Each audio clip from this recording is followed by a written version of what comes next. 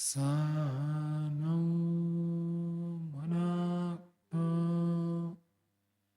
सह वीर्यं करवावहै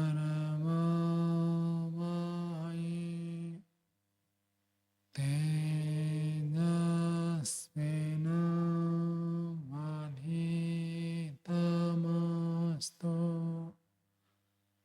मा विद्विषावहै।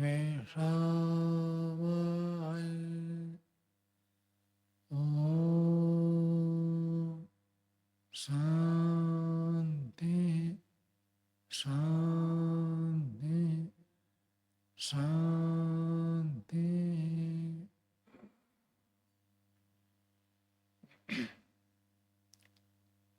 वेदांत दर्शन की 111वीं कक्षा है। वेदांत दर्शन में चतुर्थ अध्याय का चतुर्थ पाद हम अध्ययन कर रहे हैं। उसमें 17वें सूत्र तक हो गया था। आज 18वें सूत्र से पाठ आरंभ करेंगे। पीछे बताया था कि मुक्ति में जीवात्मा का शरीर रहता है नहीं रहता है, कोई कहता भाव है कोई कहता अभाव है। फिर कहा नहीं, एक प्रकार से देखे तो भाव है, एक प्रकार से देखे तो अभाव है। दोनों कथन ठीक है। यदि प्राकृतिक सूक्ष्म शरीर की दृष्टि से देखेंगे तो अभाव है, और यदि जीवात्मा की अपनी शक्ति सांकल्पिक शरीर संकल्प रूप ही उसका शरीर है और कोई शरीर नहीं है, ऐसे माने तो उसका भाव है। ऐसे दोनों प्रकार को ठीक बताया था। जैसे दीपक प्रकाशित कर देता है सब पदार्थों को, जीवात्मा मुक्ति में अलग अलग शक्तियों को प्रकट करता है, ऐसे बताया था। जीवात्मा को बहुत ऐश्वर्य प्राप्त होता है मुक्ति में। जहाँ चाहे भ्रमण करना, जो चाहे ज्ञान प्राप्त करना, जो चाहे उसको प्राप्त करने की स्थिति हो जाती है। तो परमात्मा का दिव्य आनंद का भी भोग करता है, लेकिन इन सब ऐश्वर्य को प्राप्त करते हुए एक ऐश्वर्य उसको नहीं मिलता है। कौन सा ऐश्वर्य नहीं मिलता है? जगत रचना वो नहीं कर सकता है, बाकी सब ऐश्वर्य तो प्राप्त हो जाता है, ये नहीं होता है, ऐसे बताया था। अब उसके ऊपर प्रश्न उठा रहे। 18वां सूत्र बोले, प्रत्यक्षोपदेशात् इति चेत् न आधिकारिक मंडनस्थ उक्ते हैं। कहते प्रत्यक्ष उपदेश, कोई यदि व्यक्ति कहे कि देखो उपनिषद में सीधा सीधा कहा है, आप कह रहे जगत व्यापार वर्जम, जगत की रचना नहीं कर सकता, लेकिन वो राजा बन जाता है, निर्माण कर लेता है, ऐसे शास्त्र में मिलता है। ऐसे यदि कोई व्यक्ति कहे प्रत्यक्ष उपदेशात्, उपनिषद शास्त्र में मुक्त जीवात्मा के लिए सीधा सीधा समस्त ऐश्वर्य का कथन होने से जगत व्यापार वर्ज कहना ठीक नहीं है, ऐसे यदि कोई कहे तो उसका उत्तर देते हैं न आधिकारिक मंडनस्थ उगते हैं। आधिकारिक मंडन, जितना उसका अधिकार है उतने अधिकार में ही उसको प्राप्त होता है। उस आधिकारिक मंडल के अंतर्गत ही उसका ऐश्वर्य रहता है, उससे बाहर नहीं है। इस प्रसंग में एक रोचक बात आपको बताता हूँ। वेद में एक मंत्र आता है कि सारी आयु पुत्र पौत्र के साथ रहकर आनंद को प्राप्त करे। तो लोग कहते देखो, आप कहते वानप्रस्थ लेने के लिए, वेद तो कहता है पूरी आयु गृहस्थ में रहकर पुत्र पौत्र के साथ आनंद मनाए। तो सर्वमित आधिकारिकम, सारिया मतलब गृहस्थ के लिए जितनी आए उतनी आए पूरी रहो, यानी कि जीवन भर तक रहो। गृहस्थ के लिए जितनी आयु में नहीं है उतनी रहो, आनंद में रहो, ये कथन है। जैसे कोई कहेगा सारा दूध ले आओ, तो कहाँ से सारा दूध लाएंगे? कहाँ से?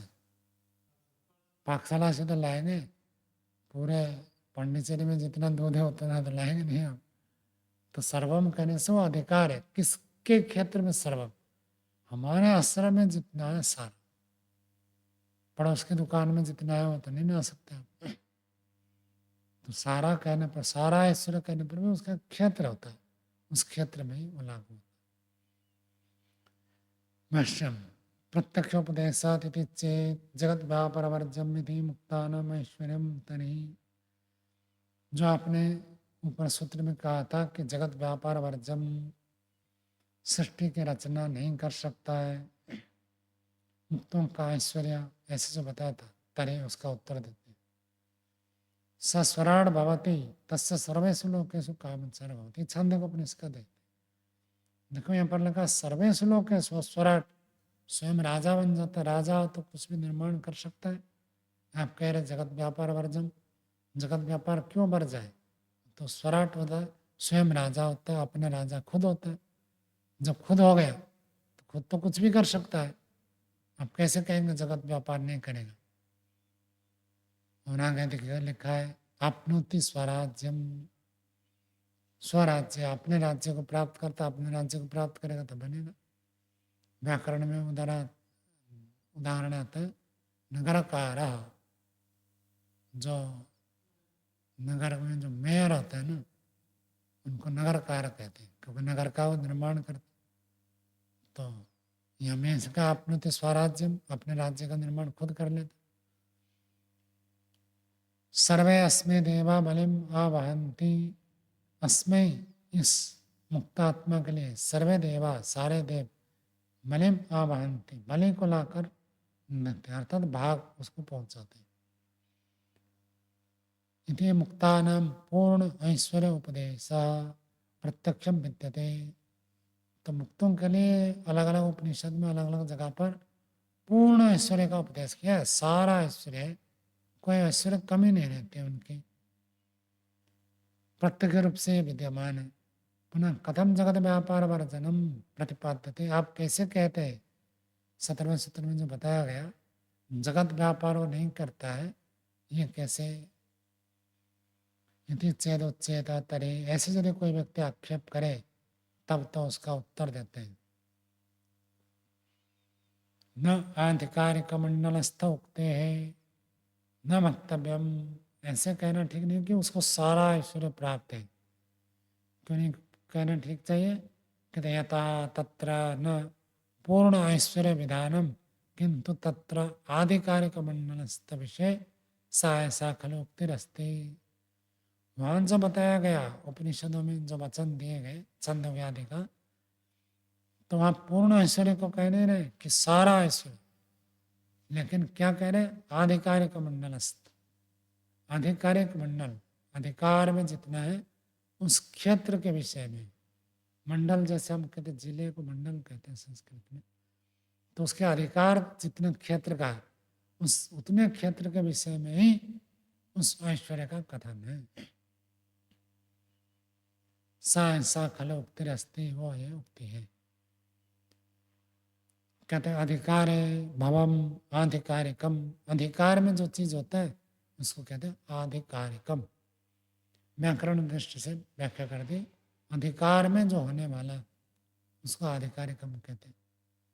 तच्च मंडलम आधिकारिक मंडलम, और वो जो मंडल है मंडल में वही है, आधिकारिक भी वही है, तो आधिकारिक मंडल कर्मधारा तत्पुरुष समास बन जाएगा। तस्मिन् तिष्ठति यः स आधिकारिक मंडलस्थः तत्संबंधे या किल उक्ति स आधिकारिक मंडलस्थ उक्ति। तो आधिकारिक मंडल को समास बता दिया, उस आधिकारिक मंडल में जो रहता है तो उसमें एक स्था फिर जुड़ गया, स्था धातु को जोड़ दिया तो हो जाएगा आधिकारिक मंडलस्थ, और उस विषय में जो कथन किया गया उसको आधिकारिक मंडलस्थ उक्ति कह दी। तस्या, फिर उसका प्रतिपादन षष्ठी विभक्ति कर दिया। एक एक शब्द को कितने समास और संधि उसमें जुड़े हुए रहते हैं, सब व्याख्या करके बताए।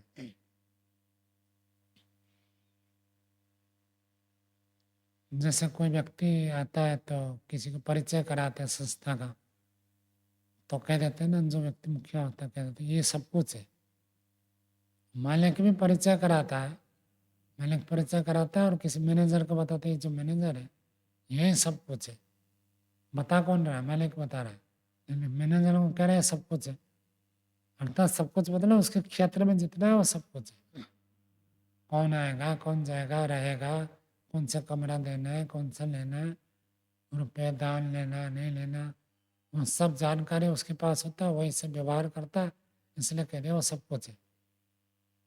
लेकिन वो संस्था को बेच नहीं सकता, मैंने सब कुछ कह ले तो उसकी सीमा है, जिस सीमा में है उतना ही तो करेगा।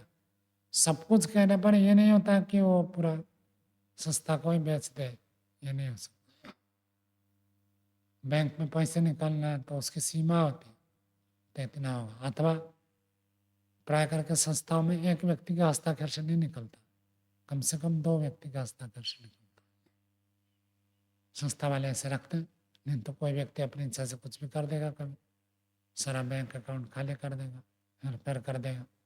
तो कम से कम 2 व्यक्ति है तो भले कहा जाता है ये सब कुछ है। ट्रस्ट होता है, ट्रस्ट में सारे ट्रस्टी मिलकर निर्णय करते हैं, लेकिन एक व्यक्ति को अधिकार दे देते हैं तो वही सब कुछ करता है।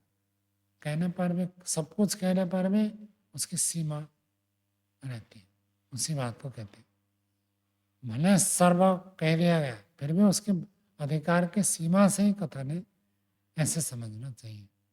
तद्यथा जैसे कि प्रतिपादित कर रहे, स एव अधस्तात् स उपरिष्टात् पश्चात स पुरस्तात्, तो नीचे भी वही है, ऊपर भी वही है, पीछे भी वही है, सामने भी वही है। यदि परमात्मनम सर्वत्र दिक्षु खलु अनुभूय तद अनुभूत्या यत् प्राप्तम आधिकारिक मंडलम फल समावेशनम फलयज्ञत्वम फलमर्यादत्वम तत्रस्थस्य भवति ऐसा उक्ति है।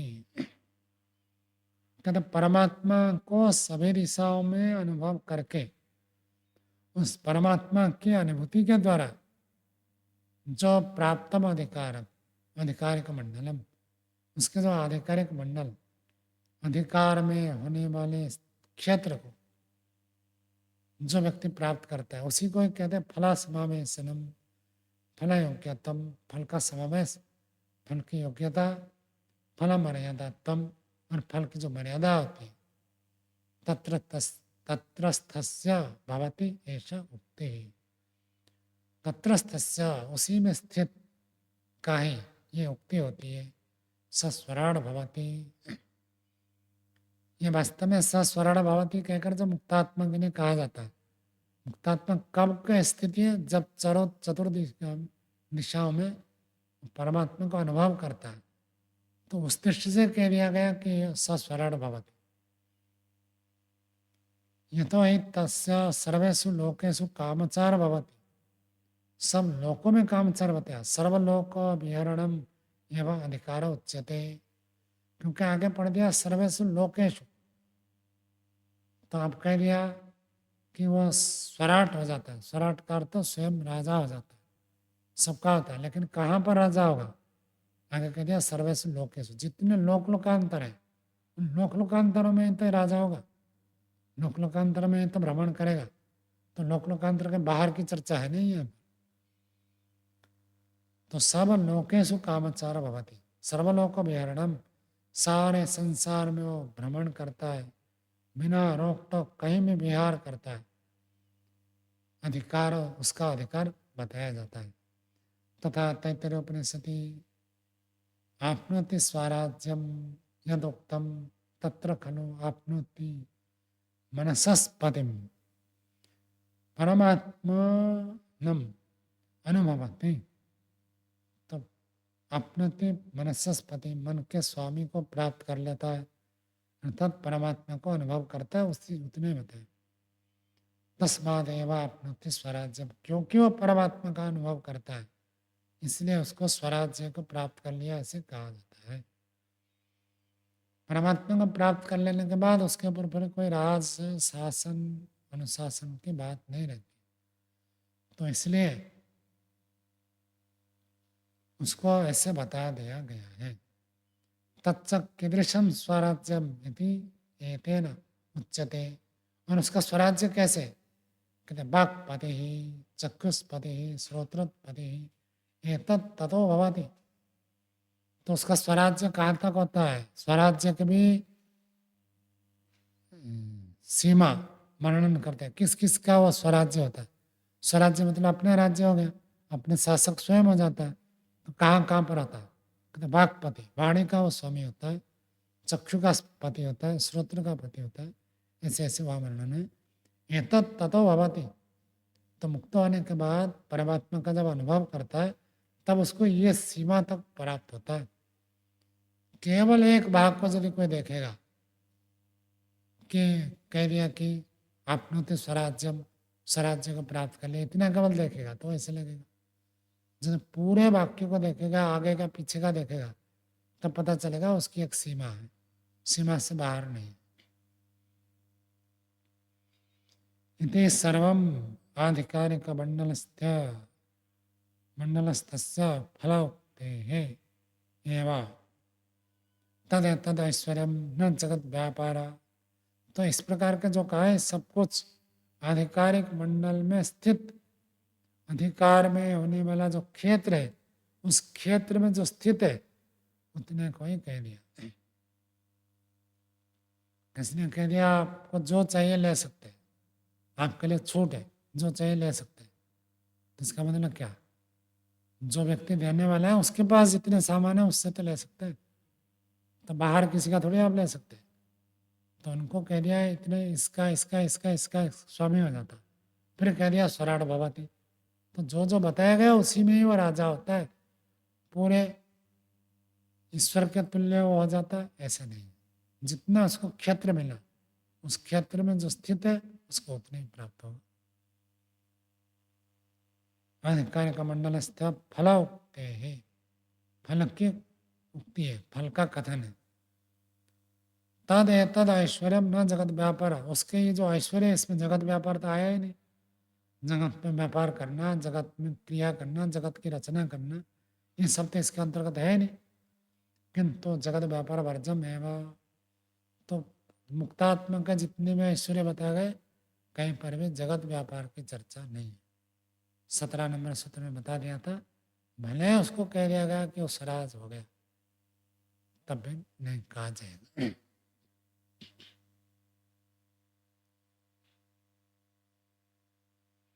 अब कोई बेटा कितना भी बड़ा हो जाए तो माता पिता को तो माता पिता स्वीकार करेगा है ना। ऐसे उसको कह दिया कि बेटा ये सबसे बड़ा हो गया दुनिया, लेकिन अपने माता पिता के सामने तो पैर छुएगा माता पिता, माता पिता उसके पैर नहीं छुएंगे। तो बाप तो बाप ही रहता। तो ईश्वर का साम्राज्य उसमें उसको कह दिया आप स्वराट है, तो जितना उसका क्षेत्र है उतने में रहेगा, ईश्वर के तुल्य नहीं होगा। माता पिता से तो कोई बड़ा हो भी सकता है गुण कर्म स्वभाव के आधार पर, ईश्वर के तुल्य तो कोई होने की संभावना ही नहीं। तो वो काम ईश्वर का अपना है, वो किसी का नहीं है। जैसे कई मंत्रालय होते हैं ना, कुछ मंत्रालय प्रधानमंत्री अथवा मुख्यमंत्री अपने हाथ में रखते हैं, वो किसी को देते नहीं। बाकी मंत्रालय बांट लेते हैं दूसरे दूसरे मंत्रियों को, कुछ अपने पास रख लेते हैं। तो ऐसे ये जो जगत व्यापार है ये ईश्वर के हाथ में रहता है, वो किसी को देता नहीं। दूसरा के पास सामर्थ्य भी नहीं है और योग्यता भी नहीं, ज्ञान भी नहीं है, शक्ति भी नहीं, तो दूसरों को क्यों दे? तो मुक्तात्मा तो मौज करने के लिए गया, मौज करेगा। सृष्टि बनाना करना परिश्रम करने की जरूरत नहीं, वह तो आनंद की। और उसी प्रसंग में मुक्तात्मा के बारे में ही और थोड़ा बताते हैं। 19वां सूत्र बोलिए, विकारावर्ती च तथा ही स्थिति आह। विकार आवर्ती, विकार का अर्थ है सृष्टि, तो प्रकृति का विकार अर्थात जहां तक सृष्टि व्यापक है वहां तक ही मुक्त जीवात्मा विचरण करता है।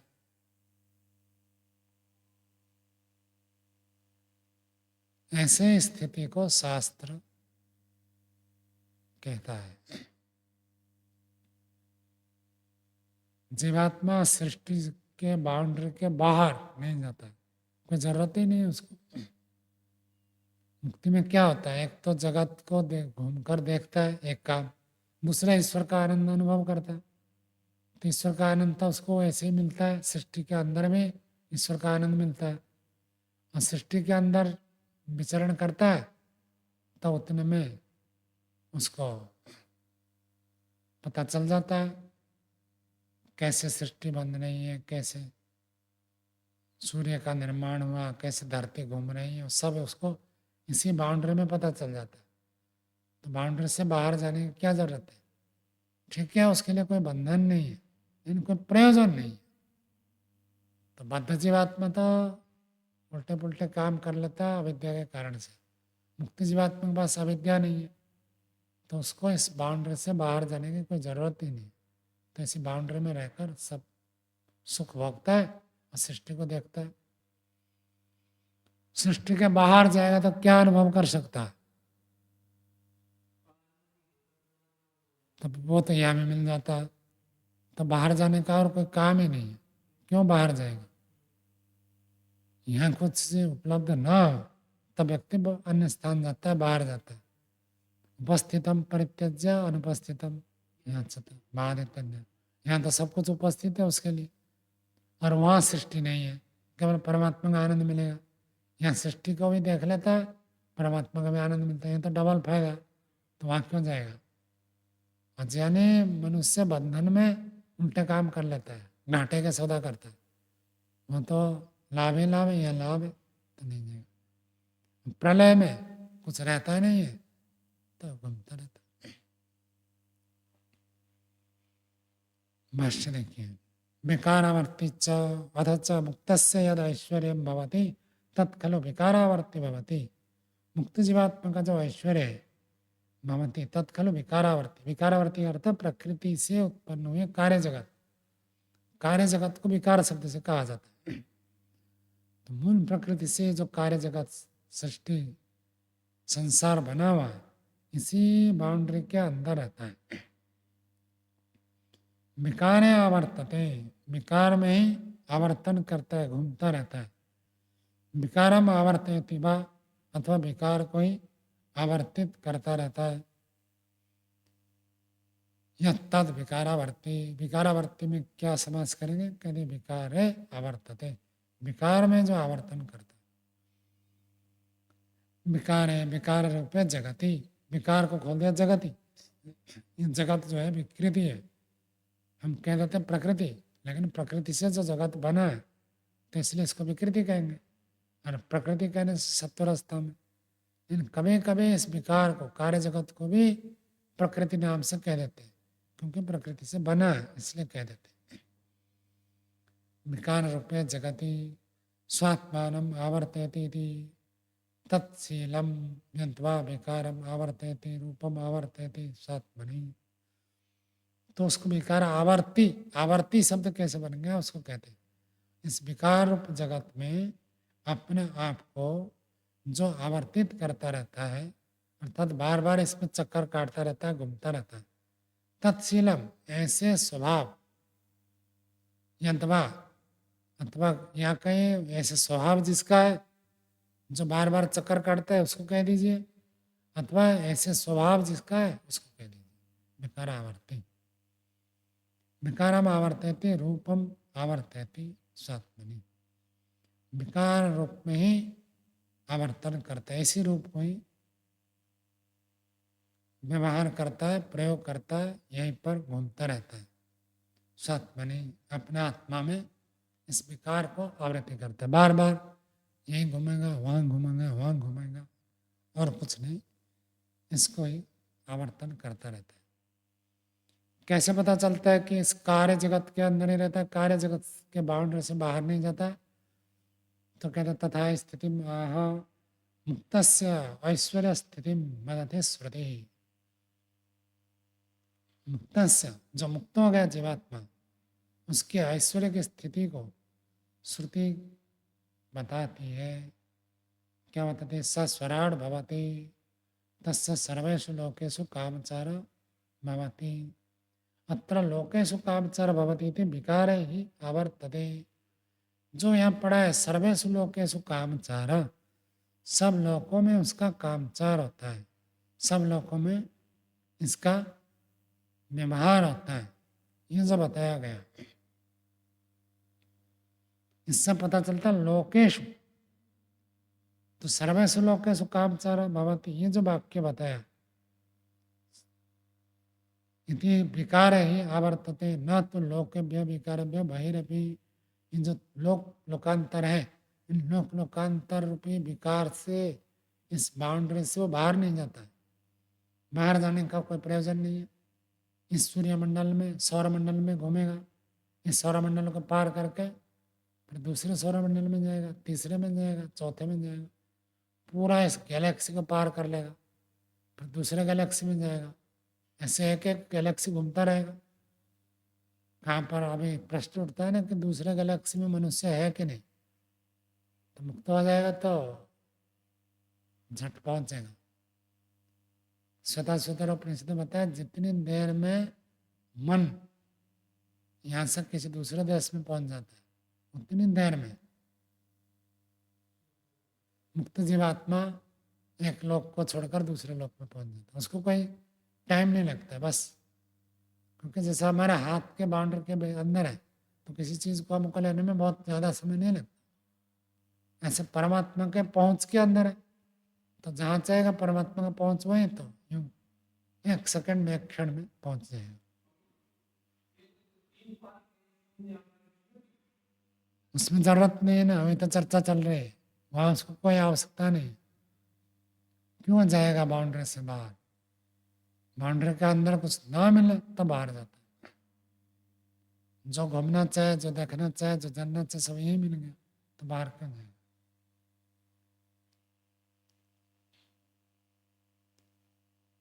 तो विकार से बाहर नहीं जाता। तथा वैसे का तस्य आत्मतः मन आत्मतः वाक् से एकदा भवति, त्रिधा भवति, पंचधा भवति, ये वाक्य भी पहला आया था। आत्मा से ही मन उत्पन्न होता है, उसके आत्मा से ही वाणी, उस आत्मा से ही श्रोत्र, ये सब उत्पन्न होते हैं। वो एक प्रकार होता है, 3 प्रकार होता है, 5 प्रकार होता है, जैसे जैसे चाहता है वैसे वैसे होता है। कभी केवल शुद्ध आत्मस्वरूप में चेतना में रहता है, कभी 3 विषयों को भोग करता है तो त्रिधा भवति, कि 5 विषयों का ज्ञान करता है तो पंचधा भवति, ऐसे ऐसे मुक्ति में हो जाता है। अपनोति स्वराज्यम वाक्पति चक्षुष्पति श्रोत्रपति विज्ञानपति ही यह ततो भवति।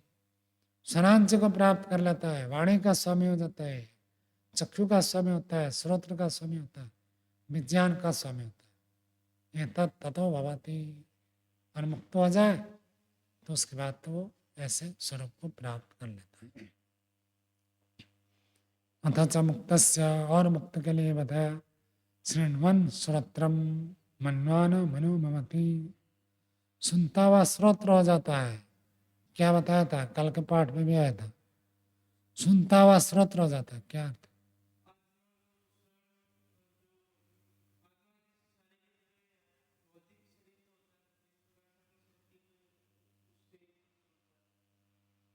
श्रोत्रम भवति, क्या अर्थ है? स्वयं सुनने वाला हो जाता है। जैसे अभी कान सुनने का साधन है, तो आत्मा खुद ही सुनने का साधन बनता है, तो सुनने का साधन को श्रोत्र कहते हैं। तो आत्मा खुद श्रोत्र हो जाता है, आत्मा खुद मन हो जाता है, आत्मा ही खुद वाणी हो जाता है, सब कुछ खुद स्वयं हो जाता है उससे। इत्थम मुक्त मनोवाक्कादि इंद्रिय रूपम विकारम आवर्तयति, इस प्रकार से जो मुक्त आत्मा है, मन बन जाता है, वाणी बन जाता है, इंद्रिय रूप को प्राप्त कर लेता है। विकारम आवर्तयति, विकार के बाउंड्री के रहता है, मतलब इस प्रकार के श्रोत्र तो एक विकार है, मन एक विकार है, तो इस प्रकार विकार को भी वो स्वरूप को प्राप्त कर लेता है, तो खुद ऐसे बन जाता है। एकात्रि पंचविधत्वादि विकारम अपनी आवर्तयति, कभी एक प्रकार रहेगा, कभी 3, कभी 5, इस प्रकार के अलग अलग विकार को वो प्राप्त हो जाता है, उस रूप वाला बन जाता है। आगे नित्य मुक्तस्य परमात्मनस्तु खलु ऐश्वर्यम न विकार आवर्ति भवति। जो नित्य मुक्त है, परमात्मा है, उस परमात्मा के खले ऐश्वर्य न विकारावर्ती भवति। परमात्मा का जो ऐश्वर्य है, तो उस नित्य मुक्त परमेश्वर के ऐश्वर्य को न विकारावर्ती भवति, वहां जाकर वो विकृति को प्राप्त हो जाए, अर्थात वहां जाकर चक्कर काटे, ऐसे नहीं होता। परमात्मा तो सृष्टि के बाहर भी है, तो सृष्टि के बाउंड्री के बाहर जो परमात्मा है वहां पर वो जाता नहीं है। क्यों नहीं जाता? कोई प्रयोजन नहीं है उसका, इसलिए नहीं जाता। कुतः, किस कारण से? इति अत्र उच्यते, उसका उत्तर देते हैं। 20वां सूत्र बोलिए। दर्शयतश्च एवं प्रत्यक्ष अनुमाने। दर्शयतः, दर्शयत का अर्थ दिखाते हैं। कौन दिखाते हैं? प्रत्यक्ष और अनुमान। प्रत्यक्ष का अर्थ था श्रुति और अनुमान का अर्थ स्मृति। श्रुति और स्मृति भी इसी प्रकार से दिखाते हैं। क्या दिखाते हैं? मुक्त जीवात्मा जहाँ तक जगत का विस्तार है वहाँ तक ही फैला हुआ है, इस बाउंड्री से बाहर नहीं जाता। जहाँ केवल अकेले परमात्मा है वहाँ नहीं जाता, जरूरत नहीं है उसको जाने में।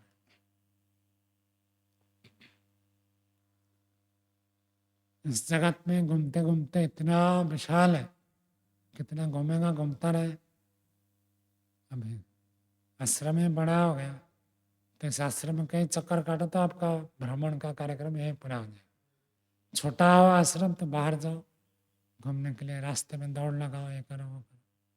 तो आश्रम के अंदर ही चारों तरफ घूमते रहो तो आपके कितने चक्कर पूरा हो जाए।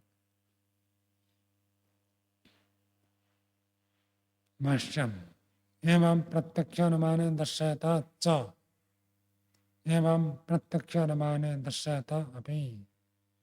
प्रत्यक्ष और अनुमान में, प्रतिपक्ष और अनुमान ये दो प्रथमा द्विवचन, दर्शयता दिखाते हैं, ये भी ऐसे दिखाते हैं। क्या दिखाते हैं? प्रत्यक्षम श्रुति ही, अनुमानम स्मृति ही। प्रत्यक्ष क्या है? श्रुति है, और अनुमान क्या है? स्मृति है। पूर्ववत क्रमात्, पूर्व के समान क्रम है। पहले भी बहुत बार आया है प्रत्यक्ष अनुमान, तो उसका अर्थ श्रुति स्मृति किया गया, तो उस प्रकार यहाँ में वैसे अर्थ करना है। तद यथा, वो जैसे कहते हैं, तदंतरस्य सर्वस्य तदो सर्वस्यास्य बाह्यतः। तो वेद मंत्र है, वो जो ब्रह्म है, ईश्वर, वो सबके अंदर है और सबके बाहर है। तो परमात्मा तो अंदर में है, बाहर में है। तो जीवात्मा, मुक्त जीवात्मा इसी अंदर में घूमता रहता, बाहर जाने की उसको जरूरत नहीं है। तमस्य पारे रजसो मन। और परमात्मा कैसे? इस रजस, व्योमन, व्योमन किसको कहते हैं? आकाश। आकाश से भी परे। आकाश कितना व्यापक है, उस आकाश के बाउंड्री से भी परे। तो पिछले सूत्र में कहा था कि मुक्त जीवात्मा इस कार्य जगत में भ्रमण करता है। इस सूत्र में कहते हैं कि मुक्त जीवात्मा तो कार्य जगत में रहता है, लेकिन परमात्मा कार्य जगत से भी बाहर भी परमात्मा है, उसके लिए प्रमाण दे रहे। परमात्मा केवल कार्य जगत में रहता है जैसे मुक्त जीवात्मा रहता है, ऐसे नहीं है। मुक्त जीवात्मा का जितना ऐश्वर्य है, परमात्मा का भी ऐश्वर्य उतना है, ऐसे नहीं है। कार्य जगत से बाहर भी परमात्मा का ऐश्वर्य विद्यमान है। तो आकाश कितना बड़ा होता है, वो आकाश से भी और बड़ा है। यच्च किंचित जगत सर्वम दृश्यते श्रूयते अपि वा अंतर्बहिश्च तत्सर्वं व्याप्य नारायण स्थितः। यच्च किंचित, जो कुछ भी, जगत सर्वम, सारा जगत, दृश्यते, देखा जाता है, सुना जाता है। अंतर्बहिश्च, अंदर में बाहर में, तत्सर्वम व्याप्य, सबको व्याप्य होकर नारायण स्थितः, नारायण परमात्मा का नाम है। वो परमात्मा अंदर बाहर व्यापक रूप से स्थित है। जगता तथा आकाशाद अपि बहिः परमात्मना अस्तित्व प्रदर्शनात् तस्य ऐश्वर्यं न विकारवर्ती विकारे न वर्तते। कहते जगत और जगत से आकाश से भी बाहर, जगत के भी बाहर, आकाश से भी बाहर परमात्मा का अस्तित्व दिखाया जाता है। परमात्मा का अस्तित्व जगत में तो है ही, वो तो प्रोत विभो प्रजास, सब उत्पन्न पदार्थ में वो तो प्रोत है, लेकिन इसके बाहर भी वो विद्यमान है, ऐसे शास्त्र का वचन मिलता है।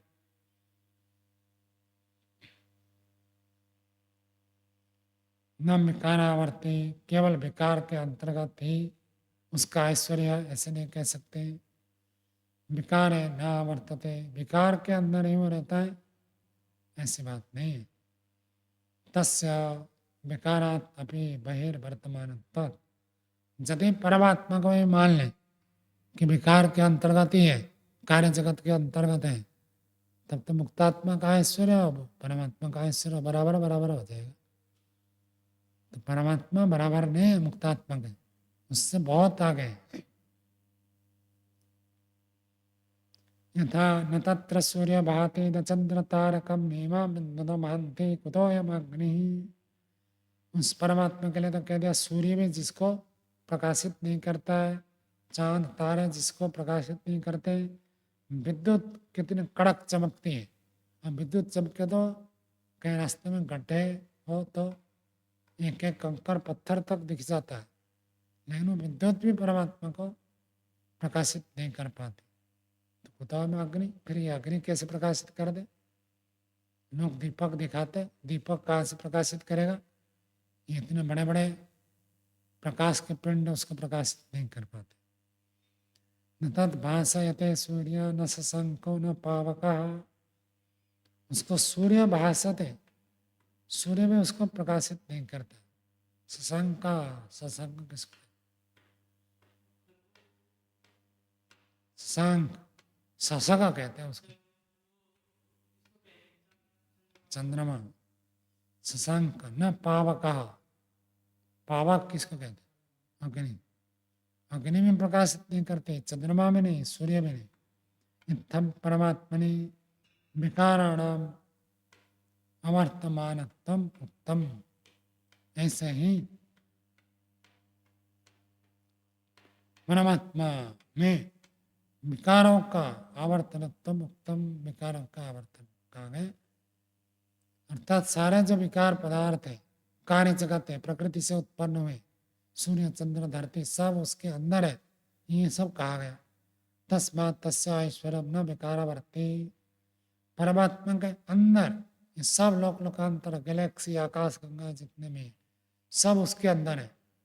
न विकारम आवर्तते, परमात्मा इसके अंदर नहीं है, परमात्मा इनके बाउंड्री के अंदर सीमित ऐसे नहीं है, इन बाउंड्रियों के सीमा से भी परे है परमात्मा।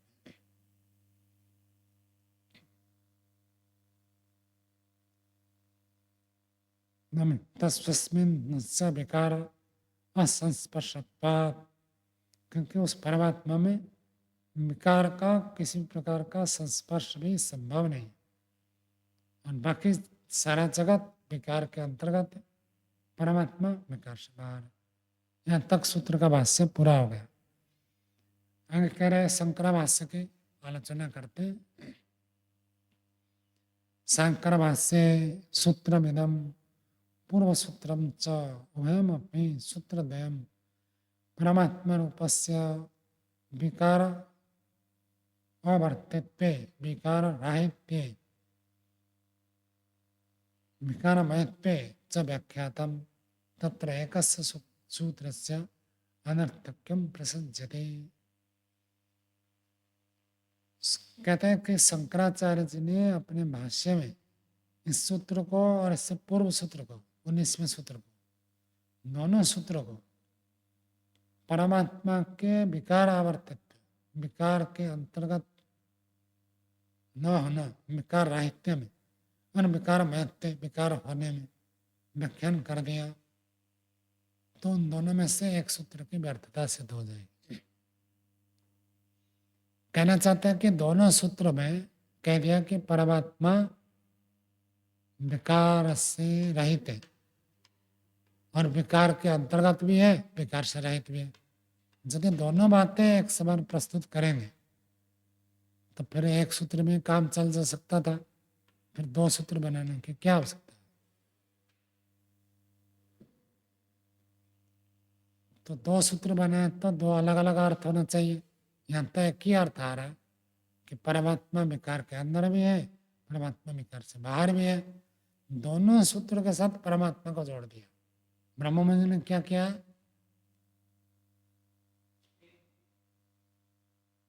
पिछला सूत्र मुक्तात्मा के लिए लगाया और इस सूत्र को परमात्मा के लिए लगाया। उन्होंने दोनों सूत्रों को परमात्मा को पूरा कर दिया। कहा जाए दोनों सूत्र परमात्मा पूरा करेंगे, दोनों का अर्थ तय की हो जाएगा। फिर एक सूत्र से काम चल जाता, दो सूत्र बनाने की क्या जरूरत थी, ऐसे आक्षेप लगा। और आगे कहते हैं यथा विकारावर्तिम च तथा स्थितिम आह। 19वें सूत्र के भाष्य में, सूत्र में आह शब्द पड़ा। अहंकार तत्व क्या होता है, कहता है। तो कौन कहता है, सामान्यतः यही आएगा, श्रुति आह तथा श्रुति उद्धृता। तो 19वें सूत्र में आह शब्द से श्रुति को बता दिया गया। तत्र भाष्य शंकराचार्य ने श्रुति आह अर्थ किया और श्रुति के रूप में दिया तावानस्य महिमा ततो ज्ञायश्च पुरुषः।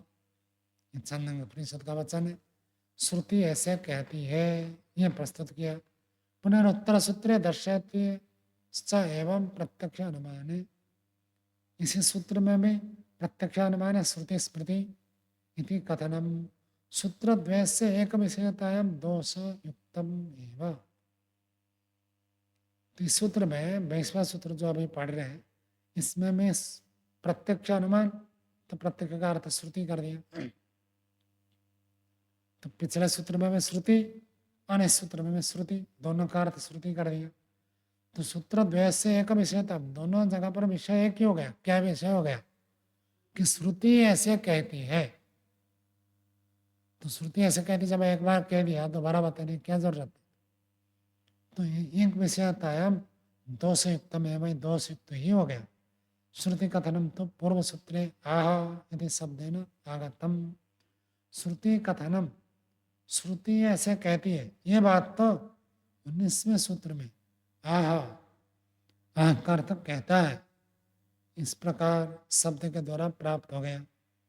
फिर उत्तर सूत्र, फिर इसके अगले सूत्र में स्मृति कथनम एवं स्यात्। फिर तो अगले सूत्र में स्मृति का कथन नहीं बनना चाहिए। तदापि पृथक योग करणम व्यर्थम स्यात्। और यदि ऐसे भी करेंगे कि पिछले सूत्र में श्रुति कर देंगे और 20वें सूत्र में स्मृति कर देंगे, तो वे दो सूत्र बनाने की जरूरत नहीं है। यदि कुछ बात बदलती है तब सूत्र बदलता है, नहीं तो यदि एक ही बात है, श्रुति कहती है स्मृति कहती है, ऐसे यदि केवल अर्थ में थोड़ा सा अंतर है, तब तो दोनों मिलाकर एक सूत्र हो जाना चाहिए। ऐसे ब्रह्ममंडल जी प्रस्तुत कर रहे हैं। तथा पृथक योगकरण, पृथक योगकरण करता अलग से सूत्र, योग का अर्थ होता है सूत्र, अलग से सूत्र बनाना व्यर्थ हो जावे। यंत्वा पूर्व सूत्रे आह श्रुति आह निरर्थकम भवेत्। अथवा यूँ कहे कि पिछले सूत्र में जो आह शब्द पढ़ा है तो बेकार हो जाएगा, क्योंकि इस सूत्र में पढ़ा ही है। ये कस्मिन् एव सूत्रे श्रुति स्मृति शब्दाभ्याम भवितव्यम। एक ही सूत्र में श्रुति स्मृति दोनों शब्द से काम चल जाएगा। पूर्वत्र वा उत्तरत्र वा, चाहे 19वें सूत्र में हो चाहे 20वें सूत्र में हो, दोनों जगह पर श्रुति स्मृति दोनों का कथन हो सकता था। तदा विकारवर्ती च तथा ही प्रत्यक्ष अनुमाने। सूत्र फिर ऐसे बनेगा, यदि ऐसे बनाना चाहते सूत्रकार कि श्रुति और स्मृति दोनों परमात्मा को कहना चाहते, तो दोनों सूत्र मिलाकर वो एक सूत्र बना देते। विकारावर्ती, विकार के आवर्तन करने वाला, ऐसे ही श्रुति और स्मृति में बताया गया। अथवा सूत्र ऐसे बनना था विकारावर्ती च दर्शयतश्च एव प्रत्यक्ष अनुमानी। तो दर्शयतश्च सूत्र जोड़े, शब्द को जोड़ेंगे तो बन जाएगा विकारावर्ती। विकार के आवर्तन में, विकार के अंदर रहने वाला शास्त्र, श्रुति और स्मृति शास्त्र दिखाते हैं। अथ जगत व्यापार वर्जम इति सूत्रता मुक्तस्य ऐश्वर्य प्रक्रियते। ब्रह्मण जी और एक बात कहते हैं कि जगत व्यापार वर्जम, ये मुक्त के ऐश्वर्य की चर्चा है। इतनी सूत्रता, उस सूत्र से मुक्त के ऐश्वर्य की चर्चा चल रही है, वो प्रकरण चल रहा है। तत्प्रसंग है विकारावर्ती, उसी प्रसंग में शब्द है विकारावर्ती। तो इसका अर्थ मुक्त के बारे में ही ग्रहण करना चाहिए, न कि परमात्मा के बारे में। यदि सूत्र से विषयण भाव्यम, तो 19वें सूत्र भी मुक्त जीवात्मा के विषय में ही जोड़ना चाहिए। उत्तर सूत्रम अर्थवत्या परमात्मा से ऐश्वर्य विषयकम। और 20वां सूत्र परमात्मा का ऐश्वर्य कहाँ तक है? मुक्तात्मा का ऐश्वर्य तो विकार कार्य जगत के अंदर अंदर है, तो परमात्मा का ऐश्वर्य कहाँ तक है? तो कहते हैं वो विकार से बाहर भी है। तदा न सूत्र वह अर्थ दोष प्रसन्न। यदि ऐसे करेंगे, 19वां सूत्र मुक्तात्मा गणीय, 20वां सूत्र परमात्मा गणीय, तो फिर दोनों सूत्र में कोई दोष नहीं है। चलिए 21वें सूत्र की भूमिका बना रहे हैं। यदि मुक्तस्य ऐश्वर्य विकारावर्ते तरे यदा पश्यते रुक्मवर्णं कर्तारं विषं तदा विद्वान् परमं साम्यम् उपैति। यदि साम्य प्रतिपादनम कथम। कहते यदि आप ये कह रहे हो कि मुक्त जीवात्मा का ऐश्वर्य विकारावर्ती, विकारावर्ती का क्या अर्थ हो गया? सृष्टि के बाउंड्री के अंदर, कार्य जगत के अंदर अंदर ही मुक्त जीवात्मा का ऐश्वर्य। यदि आप ऐसे मानते हैं तब तो ये जो बताया था यदा पश्यते रुक्म वर्णम, जब ये देखने वाला जीवात्मा रुक्म वर्ण ज्ञान के परिपक्व परमात्मा को देखता है, जो कि सारा संसार का कर्ता ईश स्वामी है, तदा विद्वान पुण्य पापे विधेय, पुण्य पाप को धोकर परमम साम्यम उपैति, परमम साम्यम उपैति के ऊपर जोर दे रहा पूर्व पक्षी। तो आप परम समानता को कैसे प्राप्त किया कहा गया? आप यदि कह रहे हो कि मुक्त जीवात्मा का ऐश्वर्य लिमिटेड है और परमात्मा का ऐश्वर्य अनलिमिटेड है, तो दोनों के बीच में परमम साम्यम तो बना नहीं। एक तो बहुत बड़ा है, एक बहुत छोटा हो गया। तो उपनिषद में तो ये कहा कि परमम साम्यम, सबसे अनेक समानता, पूरी समानता बताई गई है। ये कैसे घटेगा? यदि साम्य प्रतिपादनम कथम। भूमिका समझ में आ गई? क्या प्रश्न उठा रहे हैं?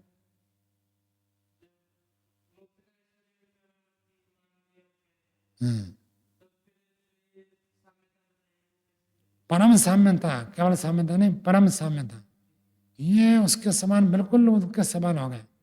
तो बिल्कुल समान हो गया तो जैसे दो ऑफिसर है, हम कहते हैं दोनों का बिल्कुल समान है, तो उनका वेतन भी समान, उनके क्वार्टर भी समान, उनकी सुविधाएं समान, कार्य करने का समय समान, सब कुछ समान होता तब तो कहते पूरा समान है।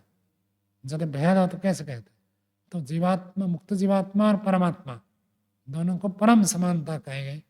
तो ये कैसे घटेगा? उच्चते, उसका उत्तर देते हैं 21वां सूत्र पढ़िए। भोग मात्रा साम्य लिंगाच। तो सिद्धांत कहता है केवल भोग मात्र में समानता है, ऐसे ही लक्षण होने से, लक्षण से पता चलता है मुक्त जीवात्मा और परमात्मा दोनों का भोग मात्र समान है। कौन सा भोग? आनंद भोग। जो आनंद परमात्मा भोग करता है वही का वही आनंद मुक्त जीवात्मा को मिलता है, कोई कम अधिक नहीं मिलता है।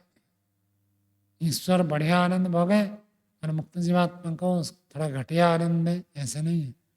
जो आनंद ईश्वर भोगता है वही आनंद मुक्त जीवात्मा को दे देता है। पठन पाठन मंत्र में भी हम पढ़ते हैं, कौन सा वाक्य पढ़ते हैं? सहनो भुनक्तो, समान रूप से हमारा पालन हो। गुरु शिष्य, गुरु भी वही खाता है, शिष्य भी वही खाता है। कोई रोगी हो जाए तो अलग बात है, सामान्य रूप से दोनों का भोजन बराबर होता है, तो समान भोग होता है। इस दृष्टि से उसको परम साम्य कहा है। भाष्य देखिए, भोग मात्र साम्य लिंगाच मुक्तस्य भोग मात्र साम्य आनंद स्वरूप से ब्रह्मण आनंद भोग सादृश्य ही लिंगम अस्ति। जो जीवात्मा मुक्त हो जाता है, उस मुक्त जीवात्मा का भोग मात्र साम्य, केवल भोग इतने मात्र में समानता है। सब चीज समान नहीं होगा। परमात्मा तो सर्वज्ञ है, क्या जीवात्मा में सर्वज्ञ होगा? क्या नहीं होगा। सर्वज्ञ हो जाए तो उसको घूमने की जरूरत नहीं पड़ेगी। परमात्मा सर्वज्ञ है, उसको घूमने की जरूरत नहीं।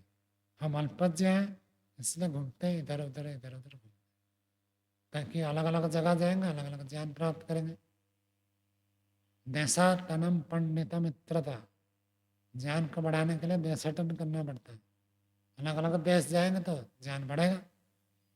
तो जीवात्मा के सारे ऐश्वर्य परमात्मा के बराबर नहीं होगा। भोग मात्रा केवल भोग में ही समान है। कौन सा भोग? उसको कह दिया आनंद स्वरूप से ब्रह्मण, आनंद स्वरूप ब्रह्म का आनंद भोग सादृश्य ही लिंगम अस्ति। आनंद रूपी भोग के सदृशता में उसका लक्षण होता है। क्या लक्षण है? वो कहते हैं स्व अश्नुते सर्वान कामान सा ब्रह्मण विपस्थिता। स अश्नुते, वह मुक्त जीवात्मा प्राप्त कर लेता है सर्वान कामान, सब कामनाओं को प्राप्त करता है। कैसे?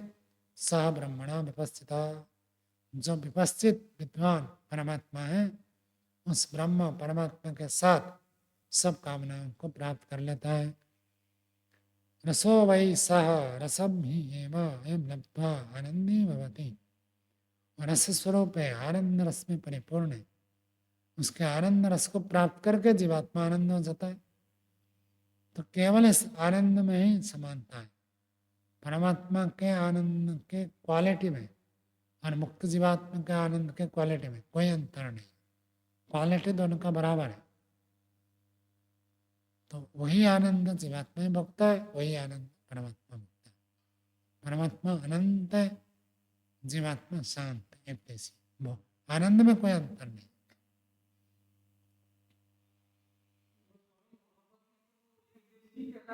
हाँ, एक जैसी रहेगा और क्या, सर्वव्यापक नहीं होगा।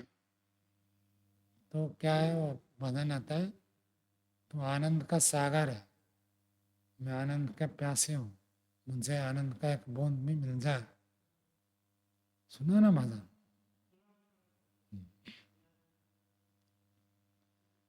तो तस्मात् न जगत व्यापार व्यापाराय मुक्त से ऐश्वर्य, इसलिए जगत व्यापार के लिए मुक्त का ऐश्वर्य नहीं है।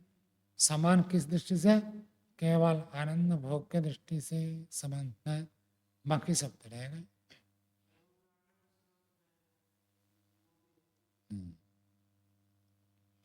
आगे देखिए, न सात जगत रचनादि कार्यम मुक्त ऐश्वर्य किंतु जगति स्वान परिचितान बोधार्थम मुक्ति विहाय पुनर्जन्म धारयितुम तो सकता साधित्यत्र उच्यते।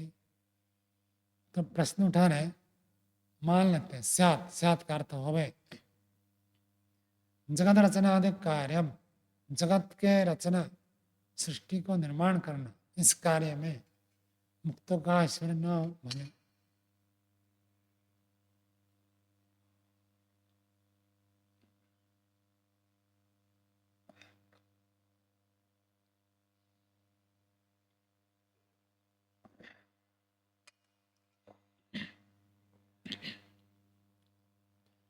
भला सृष्टि को जीवात्मा बना नहीं सकता, मुक्तात्मा भले हो, वो में सृष्टि को नहीं बना सकता, इतना तो मान लेते हैं। किंतु जगति, जगत में स्वान परिचितान बोधार्थम, अपने को, अपने परिचितों को, जो जो उसके रिश्तेदार हैं, भाई बंधु कुटुंब में, और कोई गुरु बना हुआ है तो उसके चेले चपाटे सब होंगे, तो उनको बोधार्थम, बोधार्थम बोध कराने के लिए, मुक्ति,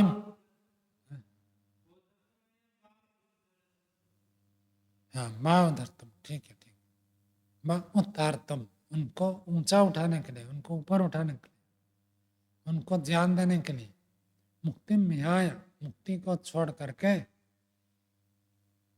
पुनर्जन्म धारण, तुम फिर जन्म धारण करने के लिए समर्थ है, समर्थ तो होवे, इत्यत्र उच्यते, उसको यहाँ पर उत्तर देते हैं। क्या अपने परिचित को, रिश्तेदार को, बंधु बांधव को और अपने अनुयायियों को ज्ञान देने के लिए, उनको ऊंचा उठाने के लिए बीच में तो आ सकता है, जन्म ले सकता है, तो उसका उत्तर देते हैं। 22वां सूत्र बोलिए, अनावृत्ति शब्दात, अनावृत्ति शब्दात, अनावृत्ति, न आवृत्ति अनावृत्ति, बीच में लौटकर मुक्त जीवात्मा नहीं आता है, शब्द प्रमाण से यह ज्ञात होता है।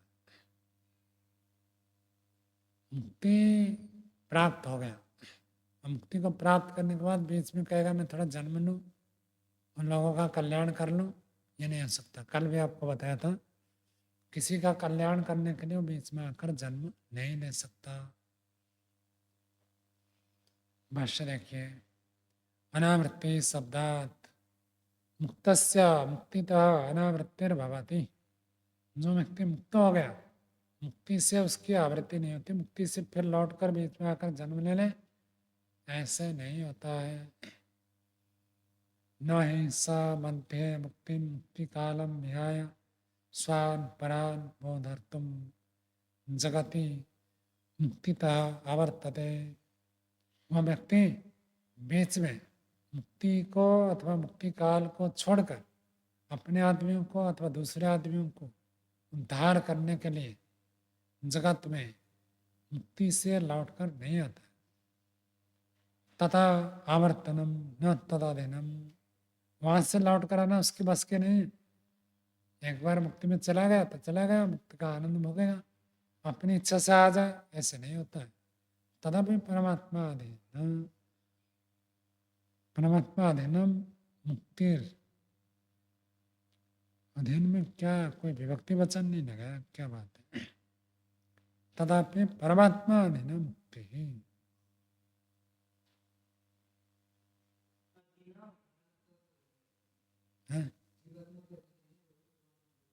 विभक्ति कहाँ है, परमात्मा अधीन में कोई विभक्ति नहीं है ना, आकार हो सकता है, छूट गया। परमात्मा अधीन मुक्ति, परमात्मा के अधीन माने मुक्ति, मुक्ति स्त्रीलिंग है तो परमात्मा अधीन मुक्ति ऐसा होना चाहिए। मुक्ति ही कर्म फलम तत्स ईश्वर अधीनम भवति, और कर्म फल इन नपुंसक है इसलिए ईश्वर अधीनम, कर्म फल जो है ईश्वर के अधीन, फलता, क्योंकि फल हो गया, जो फल होता है वो तो ईश्वर के अधीन। कर्म फलम नहीं कश्चित अतिक्रमित सकता, कर्म के फल को कोई भी अतिक्रमण नहीं कर सकता। तो यहाँ पर मुक्ति को कर्म का फल बता दिया। वास्तव में मुक्ति किसी कर्म का फल नहीं होता, किसका, ज्ञान का, तत्व ज्ञान का परिणाम होता मुक्ति। उस तत्व ज्ञान के लिए कर्म करना पड़ता। तो परोक्ष रूप में यदि कोई कहे कि ऐसे कर्म करें जिससे तत्व ज्ञान प्राप्त हो, जैसे आज सुबह आसन लगाया, प्राणायाम, प्रत्याहार, ये सब कर्म है, इन कर्मों के द्वारा तत्व ज्ञान की प्राप्ति होगी, तत्व ज्ञान से फिर मुक्ति होगी, तो ऐसे तो कह सकते। दूसरा निष्काम कर्म, जब पूर्ण रूप से निष्काम कर्म करता तभी मुक्ति होती है। निष्काम कर्म का फल तो कुछ नहीं होता, क्योंकि वो तो निष्काम हो गया, निष्काम हो गया तो फल कहाँ से है। तो फिर भी कोई गौण रूप में कथन करे कि जितना निष्काम कर्म करेगा पूर्ण रूप से, पहले 5% निष्काम करेगा, फिर 10%, फिर 20, ऐसे करते करते जब 100% निष्काम कर्म होता तब उसको मुक्ति मिलती है। 1% भी यदि सकामता रह जाए तो फिर मुक्ति नहीं होगी, पुनर्जन्म होगा।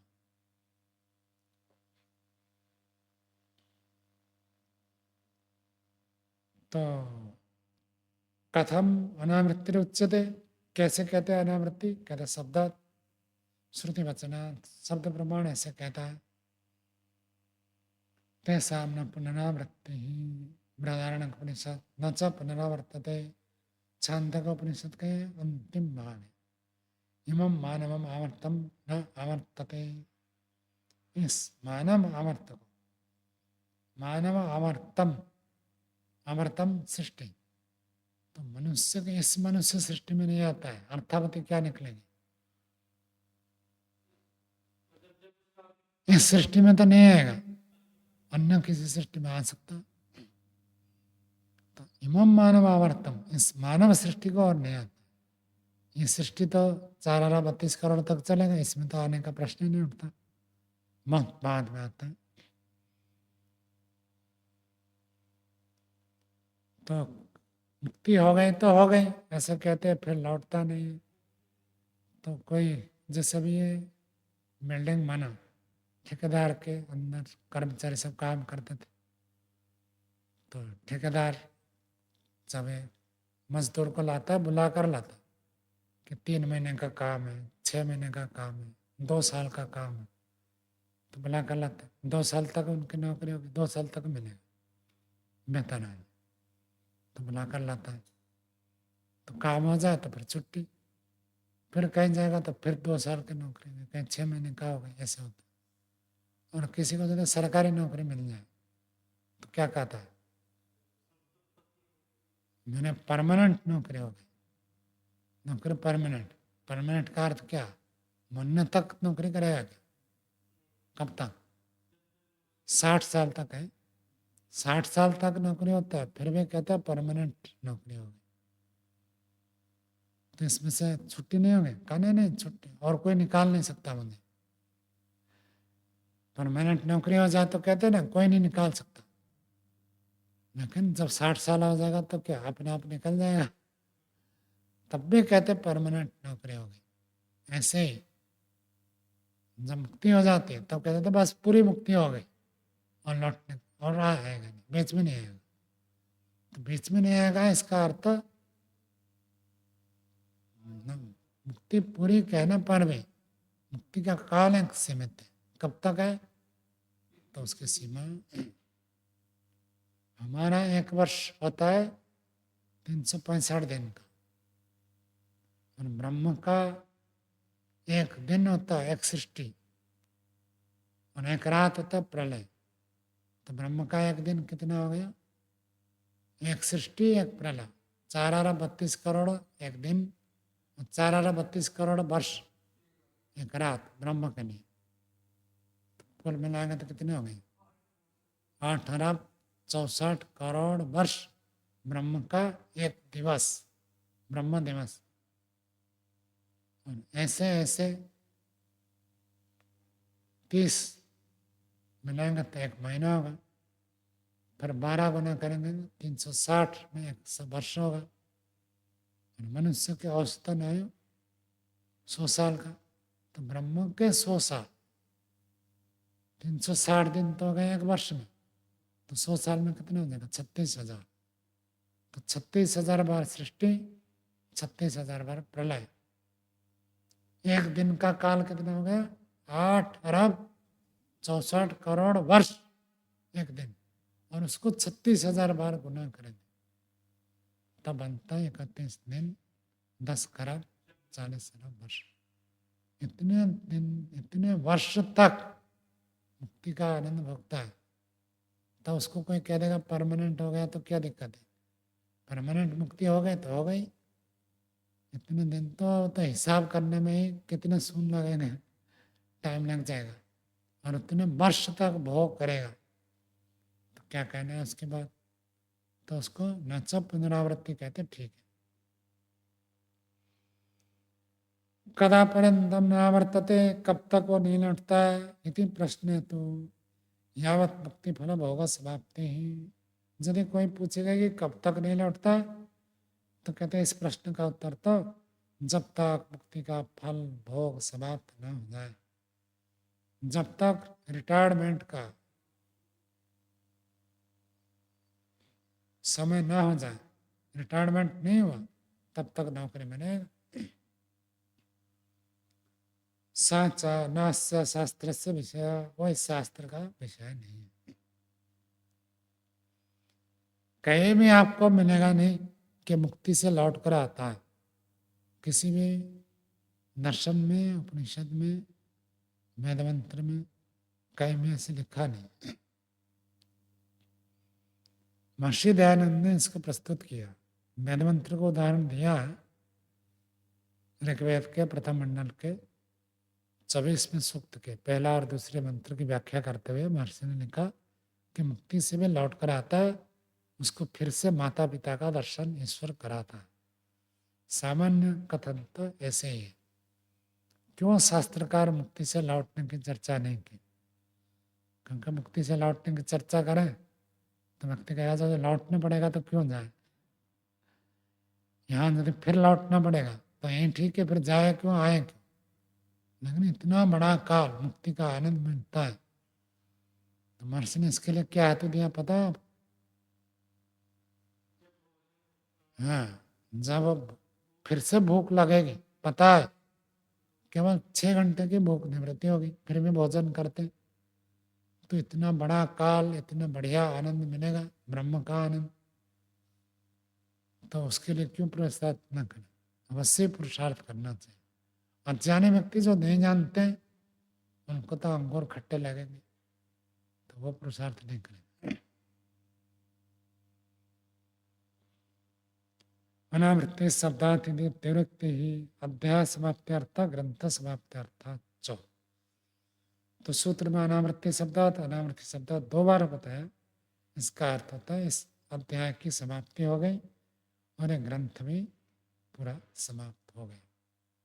तो वेदांत दर्शन एक विशेष दर्शन है। जितना वेदांत दर्शन में ब्रह्म के बारे में चर्चा है और किसी दर्शन में आपको ऐसे नहीं मिलेगा। इसमें अधिकतर केवल ब्रह्म के बारे में चर्चा।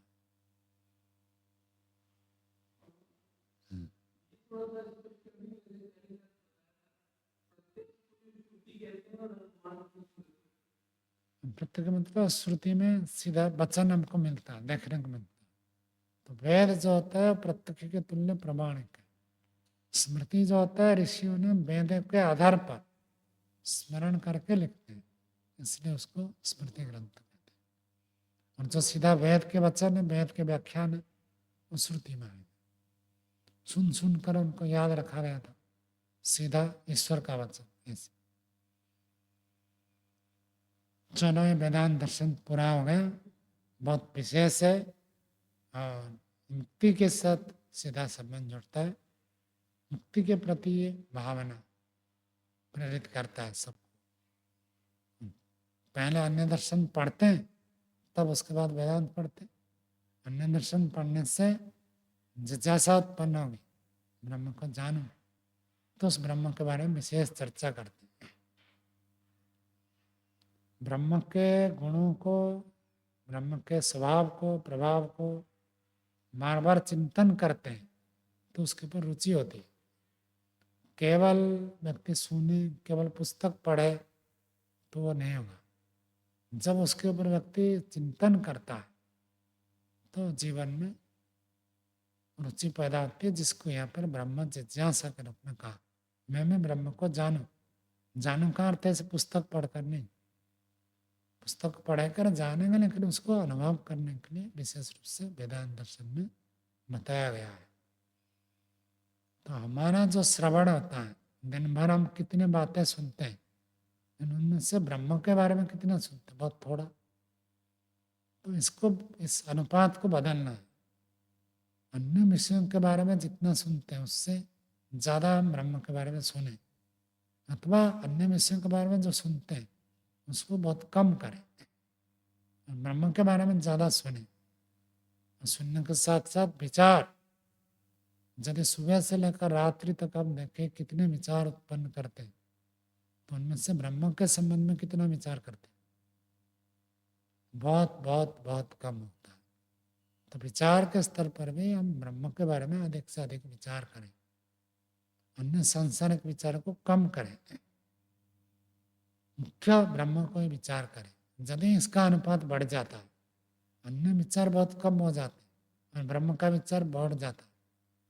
अभी तो 50 तक पहुंचने में बहुत समय लगेगा, लेकिन ब्रह्म का विचार यदि 50, 60, 70, 80, 90% विचार ब्रह्म के बारे में हो, बाकी 10-20% सांसारिक कार्य विषय व्यक्ति के बारे में विचार हो, तो जीवन में उसका प्रभाव पड़ता है। ऐसे ही हम बहुत सारे विषयों को निर्णय करते हैं, कब जाना है, कहाँ जाना है, क्या साधन प्राप्त करना है, इन सब को हम निश्चय करते हैं। ऐसे ब्रह्म को भी निश्चय के रूप में बहुत कम करते हैं। इसी को निधिध्यासन कहा गया है। कितने बार हम निर्णय निकालते हैं कि ब्रह्म को मुझे प्राप्त करना है। अब जीवन जो हो गया, पीछे का जीवन बहुत व्यतीत हो गया, अब आगे से जीवन पूरा इस मार्ग में दृढ़ हो जाए, ब्रह्म को ही प्राप्त करो। ऐसे जब तक निर्णय नहीं करेंगे, तब तक सुनने से, विचार करने से जो परिणाम आना चाहिए वो परिणाम नहीं आएगा।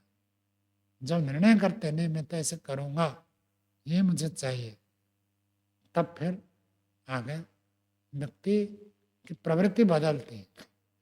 जब तक निधिध्यासन नहीं होता, निर्णय नहीं निकालते, कोई निश्चयात्मक निर्णय की स्थिति में नहीं पहुंचते, तब तक जीवन जैसे चल रहा है वैसे चल रहा है। पढ़ते हुए भी, सुनते हुए भी, विचार करते हुए भी व्यक्ति जैसे था वैसे ही रहता है। जब निर्णय होता है तो फिर जीवन में, व्यवहार में परिवर्तन होता है। और ये 3 काम हो जाए तो फिर ब्रह्म का साक्षात्कार होता है। ब्रह्म का साक्षात्कार होने से मुक्ति होती है। शब्दों से, शास्त्रों से हमने सब इसको पढ़ा है और आगे इसको प्रयोग में लाना। पाठ को यहीं पर विराम।